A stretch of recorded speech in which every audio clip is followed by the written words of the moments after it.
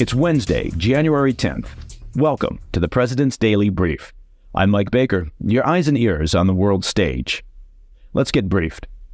Today, we'll start things off with a pending legal case based on an accusation of genocide made by South Africa against Israel.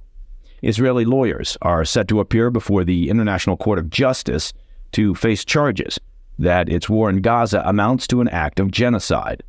I'll explain what those hearings will look like and what we can expect in the days ahead. Later in the show, we've got some more information about the illness that led to Defense Secretary Lloyd Austin's 3-day disappearance as the White House orders a protocol review in the wake of the controversy. Then, we'll turn our attention to South America, where the daring prison escape of one of Ecuador's most notorious cartel leaders has the nation locked in a state of emergency. And finally, in today's back of the brief, Boeing is under fire after a panel blew off an Alaska Airlines 737 MAX 9 jet in mid-air last week. The National Transportation Safety Board is investigating, and there are calls for Senate hearings. But first up, the PDB Spotlight.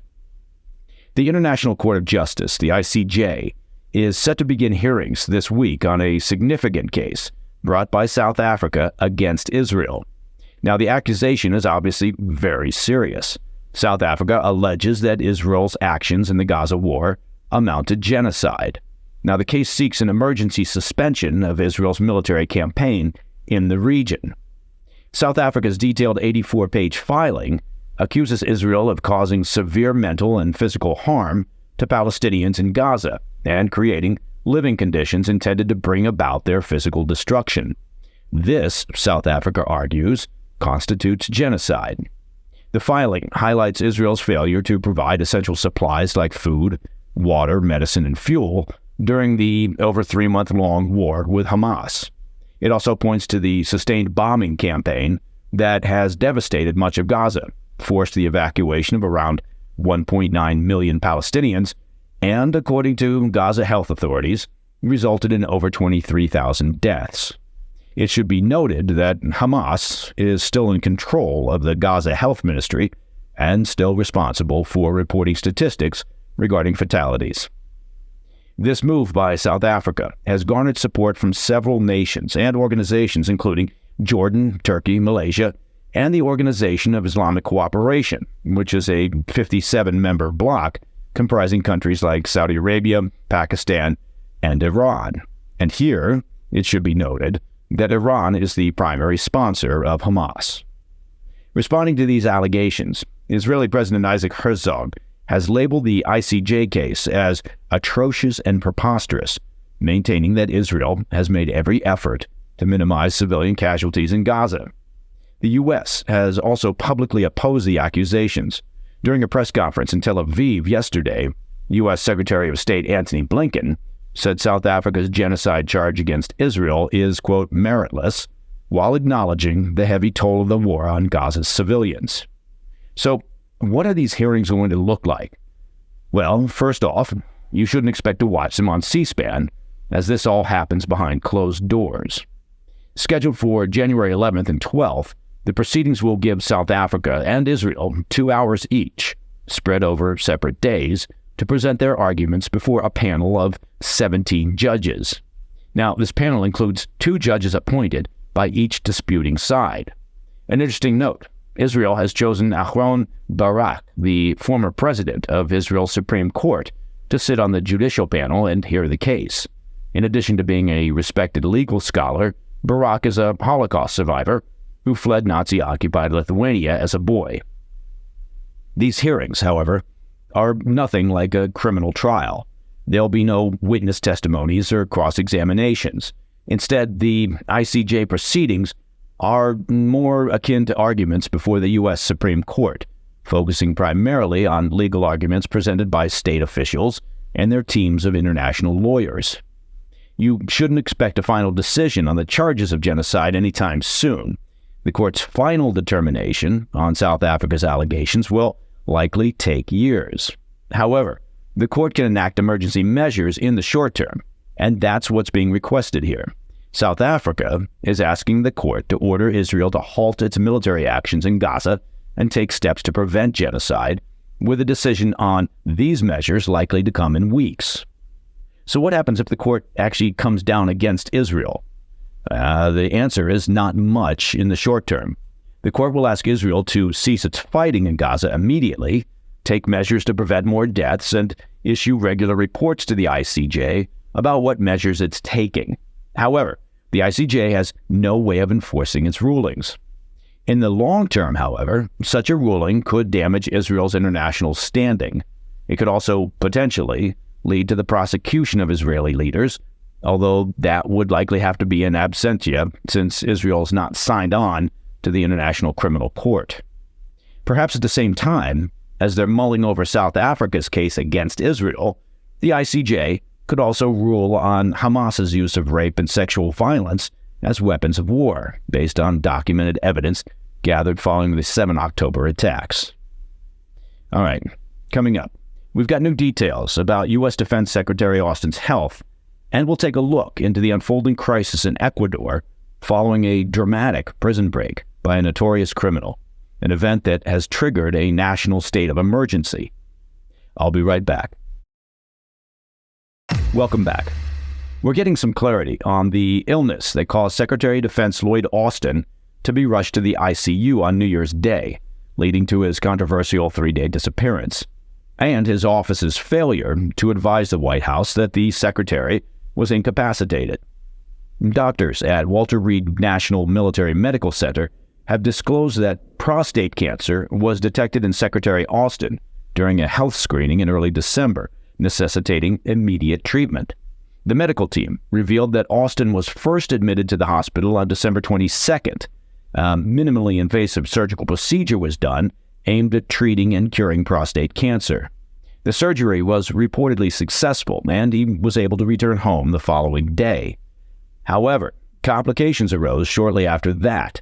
On January 1st, Austin was readmitted to the hospital due to severe symptoms, including nausea, abdominal, hip, and leg pain.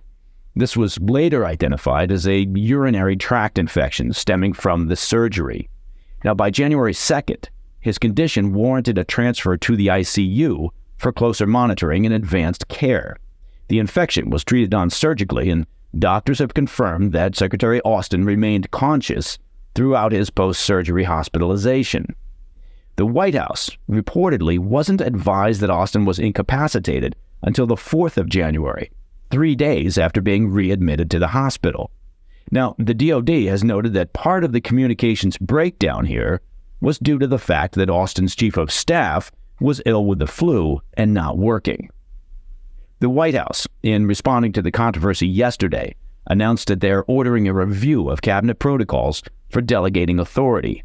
A memo issued on Tuesday has directed all departments and agencies to submit their current protocols for a comprehensive review by January 12th. The review will focus on ensuring that the protocols adequately cover a number of different scenarios. These reportedly include instances where a cabinet member is traveling to remote locations with limited communication, undergoing hospitalization or medical procedures requiring general anesthesia, or in any situation where they might be unreachable. The aim, according to the memo, is to refine the criteria for delegation, decision-making authority, documentation, and notification procedures to ensure continuous and effective governance, assuming we have effective governance. Now, is it just me, or did you also imagine that protocols for delegation of authority, decision-making, and efficient communication would already be in place? I mean, that's basic housekeeping. All right, heading south. I want to bring your attention to an unfolding story out of Ecuador, where violence has escalated following the prison break of one of the nation's most notorious drug cartel leaders. Ecuador's president has taken drastic measures, declaring a 60-day state of emergency and labeling the situation an internal armed conflict. This crisis was sparked by the escape of Adolfo Fito Macias, the notorious head of the Los Choneros cartel, from a prison in Guayaquil. Macias was serving a 34-year sentence for drug trafficking, murder, and organized crime, and was discovered missing just hours before a scheduled transfer to a maximum security facility. Well, that was good timing. 2 prison guards have been implicated in aiding Macias's escape, nearly a decade after he was brought back into custody following a previous jailbreak. Now, the ripple effects of his escape are profound. 6 of Ecuador's prisons have been thrown into chaos, with inmate uprisings and guards taken hostage. The turmoil has spread beyond the prisons, with at least 4 police officers abducted on Monday night, their whereabouts unknown, 1 in the capital, Quito, and 3 in Quevedo City.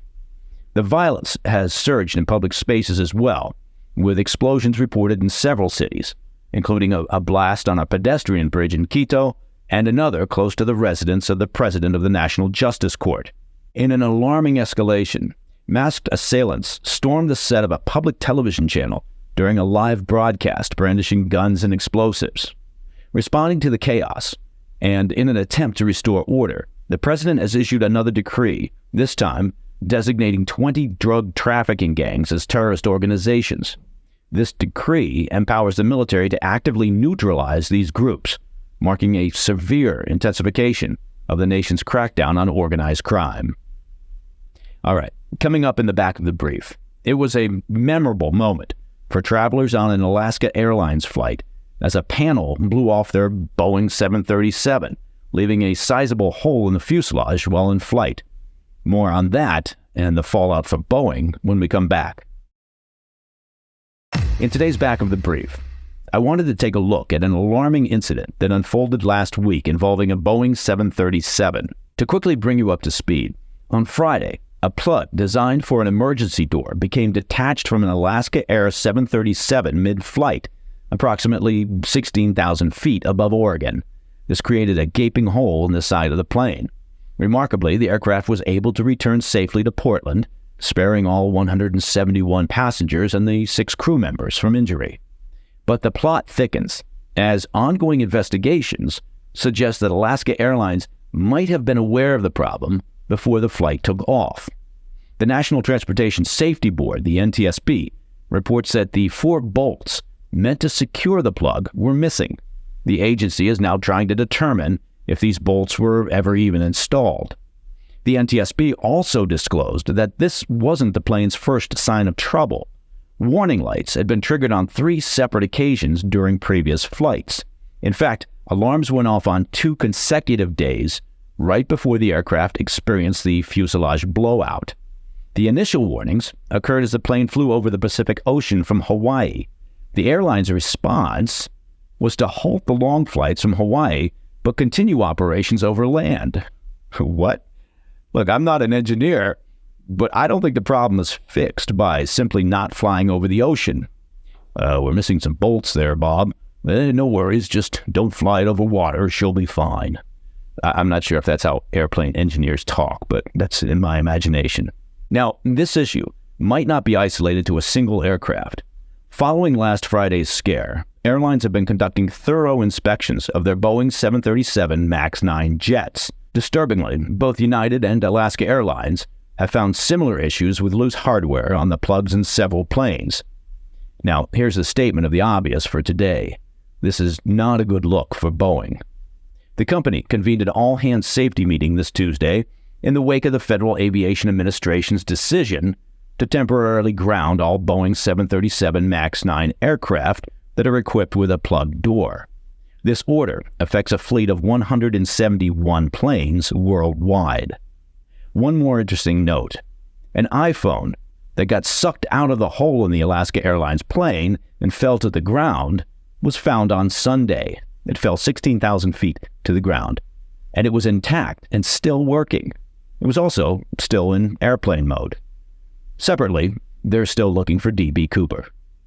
And that, my friends, is the President's Daily Brief for Wednesday, 10 January. If you have any questions or comments, please reach out to me at pdb@thefirsttv.com. I'm Mike Baker, and I'll be back later today with the PDB Afternoon Bulletin.